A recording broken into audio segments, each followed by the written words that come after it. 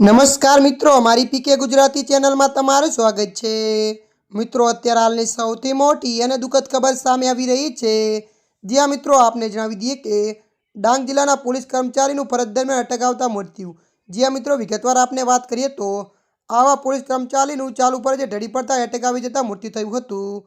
ડાંગ જિલ્લા પોલીસ અધિક્ષકની કચેરીમાં ફરજ બજાવતા 56 વર્ષીય ફિલિપ બેંડુઆભાઈ કોકડીને છાતીમાં દુખાવો થતાં ઢળી પડતા ડાંગ ડીવાયએસપી એસજી પાટીલ અને ડીવાયએસપી જનરવેશ નલવાએ અને પોલીસ સ્ટાફ દ્વારા તાત્કાલિક આહવા સિવિલ હોસ્પિટલ ખસેડતા ડોક્ટરે સારવાર દરમિયાન મૃત જાહેર કરવામાં આવ્યા હતા। ત્યારે મિત્રો મળતી માહિતી અનુસાર વધુ જણાવી દઈએ કે સિવિલ હોસ્પિટલ ખાતે આ દુઃખદ ઘટનાના સમાચાર મળતા તમામ પોલીસ સ્ટાફ અને કર્મચારીઓ દોડી આવ્યા હતા। ત્યારે મિત્રો અત્યારે હાલની આ દુઃખદ ખબર સામે આવી રહી છે। ત્યારે મિત્રો હાલ માટે આટલું, મળીશું નવી અપડેટ સાથે। જો તમને અમારો વિડીયો પસંદ આવે લાઇક શેર અને સબસ્ક્રાઈબ કરી નાખજો। ધન્યવાદ।